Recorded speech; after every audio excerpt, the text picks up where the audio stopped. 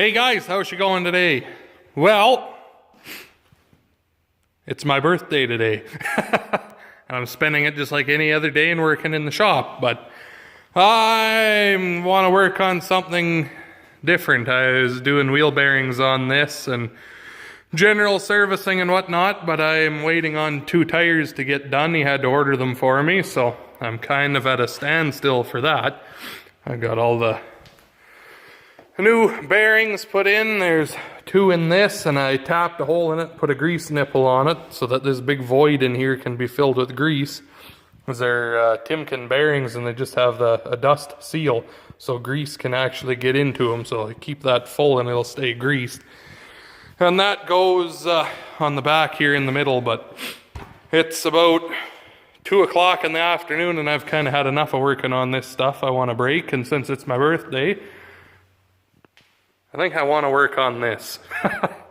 It's been in the background of quite a few videos and people have asked about it, and I've said I'm going to make a video about it. And you know what?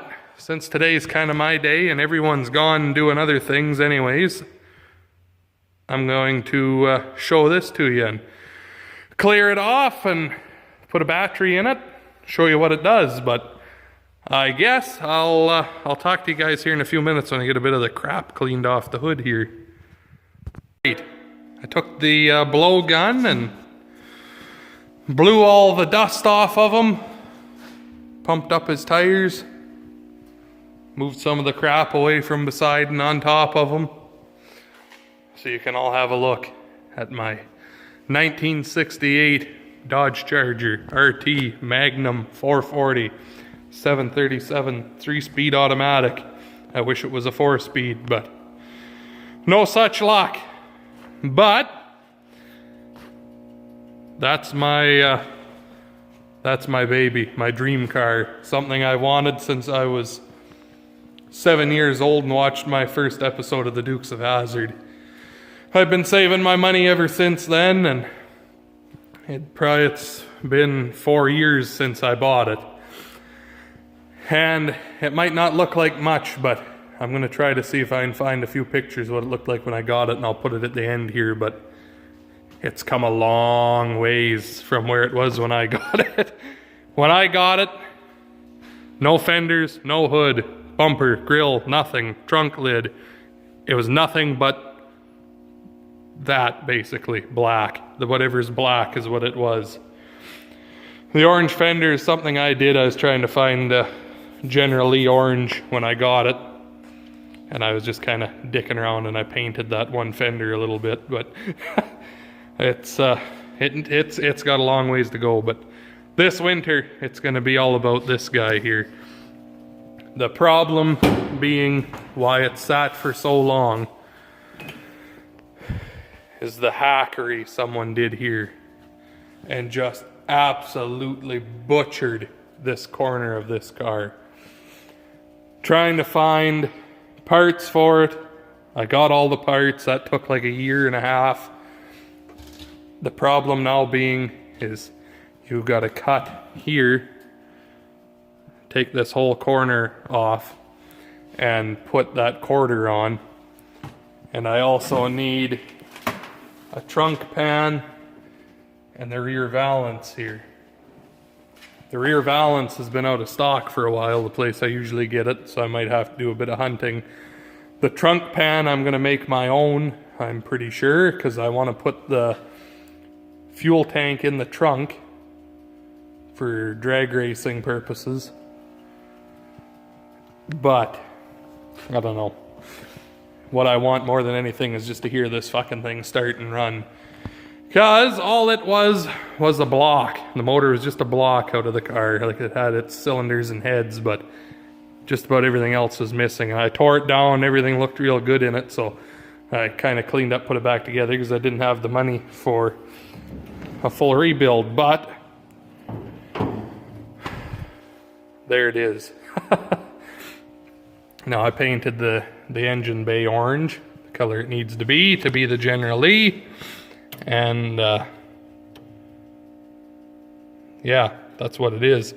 It was missing all the accessory drives off the front, distributor, everything was gone. All it was a block manifold's head oil pan, like the guts of the motor.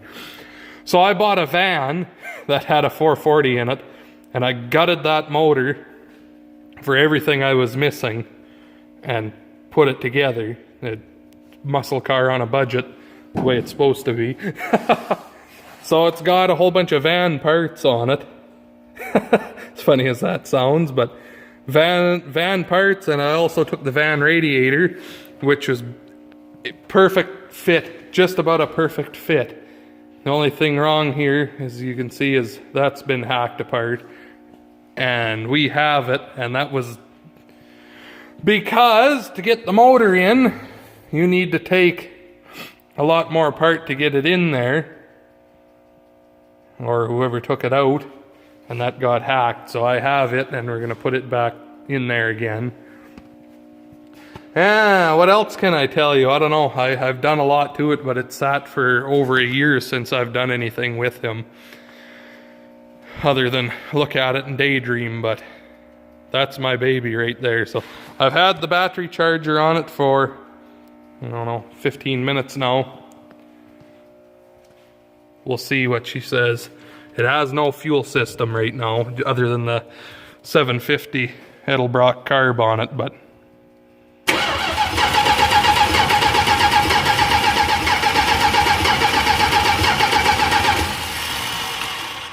so it whirs over good, and I've had fuel in it, in the carb, and I can't get it to do anything. I have no spark. You can see by this spark plug laying out here. It's got ground where it's sitting. Everything's wired up. Distributor, coil, rest of the plugs, it's all got power. And it's a brand new distributor, points. Everything's new. You can see when I crank it.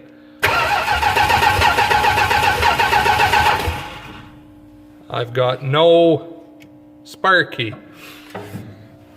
So I've got some digging to do. That's kind of where I quit. I kind of got fizzled out after that. A little bit of disappointment, and it's kind of sat since then. But I really want to get it running and driving, because there's been a lot of people that aren't with us anymore that I should have had it going in time for them to see it, because just of how long it's been, and yeah, you know what I mean. But life happens, and the fun things usually get kicked to the side for everything else, but such is life. Anyway, you can see I've made my own little bit of a start to a grill for it. I'm doing everything, sort of everything on a budget. I don't know if any of you are familiar with an old YouTube show it used to be on called Roadkill. But they took a 68 Charger that was just a bare bones shell, and they took the motor and transmission out of a camper of an old Pace Aero RV and put it in, and a grill like this, and I'm kind of following in their footprints of my Charger on a budget. But people are going, oh, you should be spending money. Blah, blah, blah.